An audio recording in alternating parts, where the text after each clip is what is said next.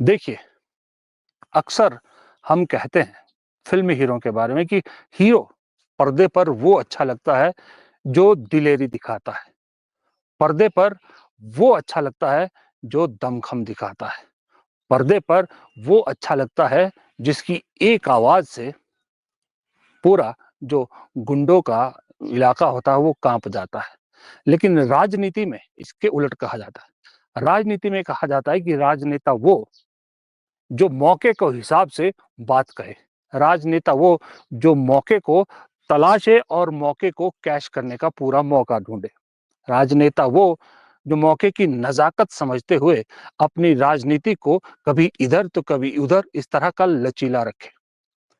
लेकिन उस राजनेता के बारे में आप क्या कहेंगे जो छाती ठोक के न सिर्फ अपनी गलतियों को मानता है बल्कि अपनी पार्टी के 140 साल के इतिहास की गलतियों को भी कहता है मैं जिम्मेदारी लेने को तैयार हूं। आजादी के बाद से पार्टी ने जो गलतियां की उसकी जिम्मेदारी लेने को तैयार है। मैं बात कर रहा हूं राहुल गांधी की। थोड़े दिन पहले आपने एक वीडियो देखा होगा, एक दो दिन पहले राहुल गांधी जब अभी हाल ही में यूएस टूर पे गए थे तो एक सिख शख्स ने 1984 के दंगों को लेकर जो उनसे सवाल पूछा था तो उन्होंने कहा था, जो जवाब दिया कि मैं ज़िम्मेदारी लेने के लिए तैयार हूँ, हालाँकि वो नहीं थे उस वक़्त, फिर भी मैं ज़िम्मेदारी लेने के तैयार हूँ।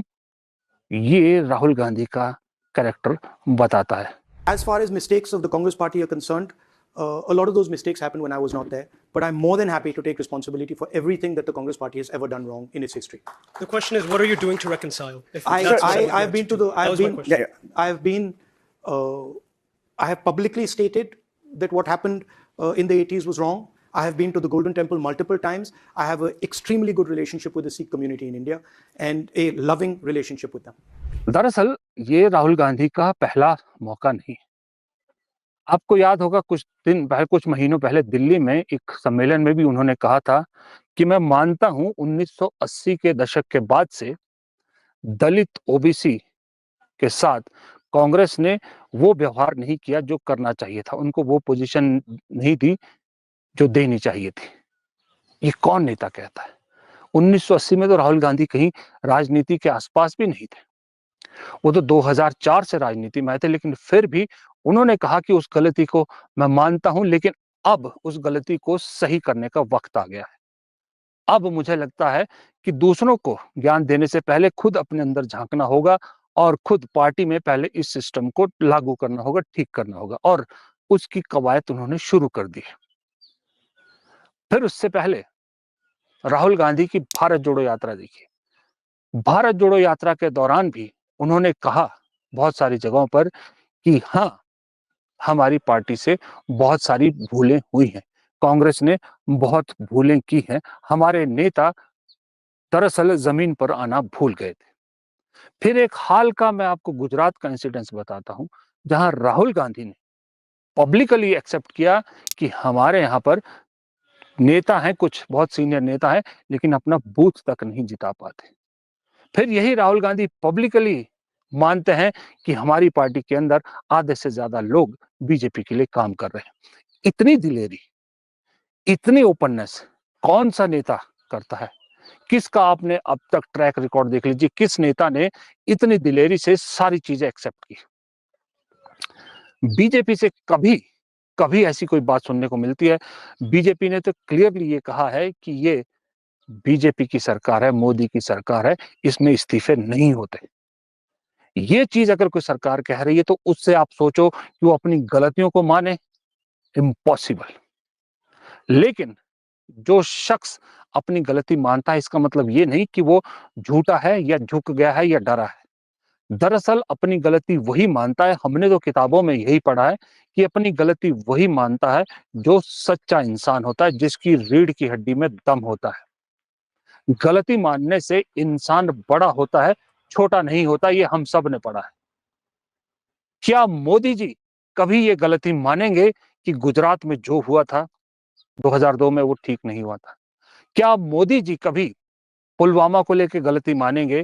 क्या मोदी जी कभी पहलगाम को लेके गलती मानेंगे? क्या मोदी जी जो गुजरात के मोरबी ब्रिज पे हौस को लेकर कभी गलती मानेंगे? क्या मोदी जी कभी डिमोनेटाइजेशन जो किया था, नोटबंदी की थी, उसकी गलती मानेंगे? क्या मोदी जी मानेंगे कि कोविड के दौरान जो बिना प्लानिंग के लॉकडाउन लगा दिया गया था, वो गलती थी? नहीं। अगर कोई ऐसी उम्मीद कर रहा है तो मेरे हिसाब से वो गलतफहमी में। मोदी जी कभी इन चीजों को एक्सेप्ट नहीं करेंगे, इसलिए वो मोदी है। इसलिए उनका जो भी राज चल रहा है या जो उनको फॉलो करता है, वो डर के मारे फॉलो करता है। रिस्पेक्ट वाली फॉलोनेस मुझे मोदी जी के साथ कोई नहीं दिखती। लेकिन राहुल गांधी के साथ बेशक आज की डेट में मोदी के मुकाबले कहीं ज्यादा कम लोग हैं, लेकिन जो हैं वो सच्चे हैं, और जो हैं वो राहुल गांधी की रिस्पेक्ट करते हैं। मैंने कई बार कहा है कि राहुल गांधी को समझना है तो एक बार राहुल गांधी से मिलना बहुत जरूरी है। जो एक बार राहुल गांधी से मिल ले, वो सवाल ही पैदा नहीं होता कि उनके बारे में कुछ गलत बोले। बहुत से आपने वीडियोस, बहुत से आपने सोशल मीडिया पे मैसेज देखेंगे राहुल गांधी, क्योंकि बहुत बार आजकल बहुत से अलग अलग तरह के लोगों से मिलते, सब ने यही कहा है, मेरे बारे में भी मेरी भी यही राय है कि जब तक राहुल गांधी से नहीं मिले थे तब तक दिमाग में परसेप्शन कुछ और था। सबसे पहले तो वो पप्पू नाम वाला परसेप्शन था, लेकिन जब आप उस शख्स से मिलते हैं तो एकदम से आपकी राय बदल जाती है, क्योंकि वो इंसान जितने मुद्दे उठाता है, सच्चे मुद्दे उठाता है, दम के साथ उठाता है। आप खुद देख लिए, डिमोनेटाइजेशन से लेके अब जातीय जनगणना तक, और उससे पहले के भी जो उन्होंने लैंड एक्विजिशन बिल वगैरह सारे उठाए थे, किसान कानून, ये सब, उस वक्त सबको लगता था ये मुद्दे कहीं हल्के हैं, गलत राहुल गांधी उठा रहे हैं। लेकिन जब वो मुद्दे सही साबित होते हैं तो हम सभी कहते हैं कि हाँ यार, वो शख्स ठीक कह रहा था। ठीक इसलिए कहता है वो शख्स क्योंकि वो सच्चा है। वो जानता है मैं जहां खड़ा हूं सच के लिए खड़ा हूं, इसलिए वो कहते हैं राहुल गांधी की सच की लड़ाई के लिए मैं कुछ भी कर सकता हूं, और जिस चीज को मैं ठान लेता हूं वो फिर मैं करके रहता हूं, चाहे कुछ हो जाए। इसलिए बाद में उनकी बातें सच्ची निकलती है, और वो सच्चा इंसान है, इसीलिए वो जिम्मेदारियां अपने बुजुर्गों की और अपनी पार्टी के पुराने जो कर्म है उनकी भी जिम्मेदारियां लेता है। 1984 में जो हुआ, सिखों के साथ जो हुआ, उसका राहुल गांधी से कोई लेना देना नहीं था। कांग्रेस इसको लेके कई बार पहले भी माफी मांग चुकी है, राहुल गांधी कई बार माफी मांग चुके, फिर भी एक दूसरे देश में जाकर एक सवाल पूछा जाता, वो मंच से कहते हैं कि I will be more than happy to take all the responsibilities.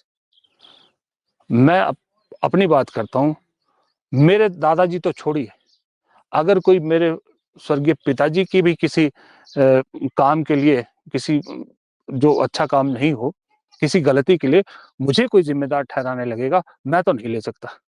मैं तो नहीं कह सकता कि हाँ मैं उनकी जिम्मेदारी लेने के लिए तैयार हूं, दादाजी या वो तो छोड़िए।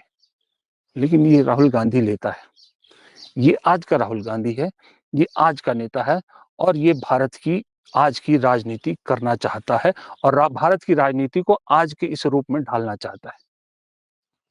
इसके लिए उस शख्स को युवाओं का साथ चाहिए, इसलिए आज की डेट में राहुल गांधी आपको अक्सर युवाओं से संवाद करते नजर आते हैं। अब युवाओं से संवाद करते हैं तो जाहिर सी बात है युवाओं को समझने की कोशिश करते हैं, क्योंकि राहुल गांधी भी कोई बहुत ज्यादा युवा नहीं है, मेरे से 1 साल 2 साल बड़े ही हैं। मैं 50+ का हूं, वो 52 या 53 के हैं। तो एक ये जो एज ग्रुप होता है ना, इसमें पिछली जनरेशन भी आपके साथ जुड़ती है, अगली जनरेशन भी जुड़ती है। मेरे हिसाब से बहुत बढ़िया वक्त होता है ये चीजों को समझने का, उनका भी और इनका भी, और दोनों को साथ लेके चलने का। इसलिए राहुल गांधी, आपको देखा होगा अभी हाल ही में कुछ कॉलेज, जो चुने हुए नेता हैं, कॉलेज की जो बॉडीज होती हैं, एससी होती है, उसके इलेक्टेड मेंबर्स से के साथ बैठक की थी।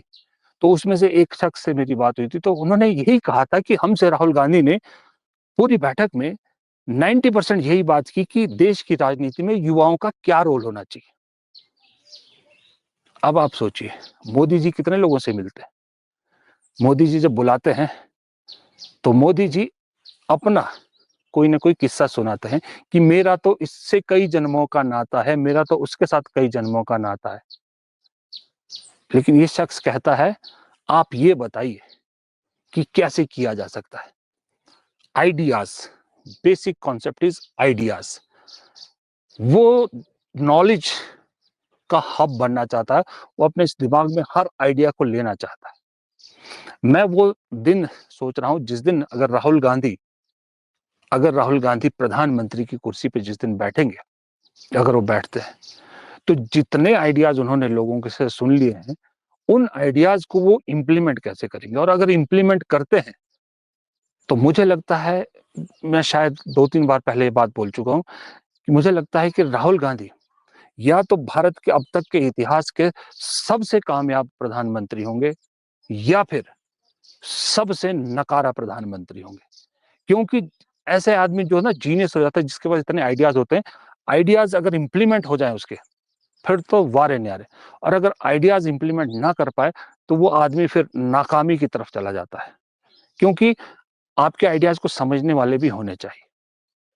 इसलिए राहुल गांधी लोगों से आइडियाज लेना चाहते हैं, क्योंकि लोगों से मिले हुए आइडिया कुछ और होते हैं और उनको इंप्लीमेंट फिर उस हिसाब से किया जाता है। इसलिए मैं आज भी इस बात पे अडिग हूं और आगे भी अडिग रहूंगा कि राहुल गांधी का फिलहाल इंटेलेक्चुअल तौर पे कह रहा हूं मैं, राजनीतिक तौर पे नहीं कह रहा, इंटेलेक्चुअल तौर पे देश की राजनीति में ना कोई मुकाबला था, ना है और ना मुझे आने वाले टाइम में कोई होता दिख रहा है। फिलहाल इस वीडियो में इतना ही। मुझे दीजिए इजाजत। नमस्कार।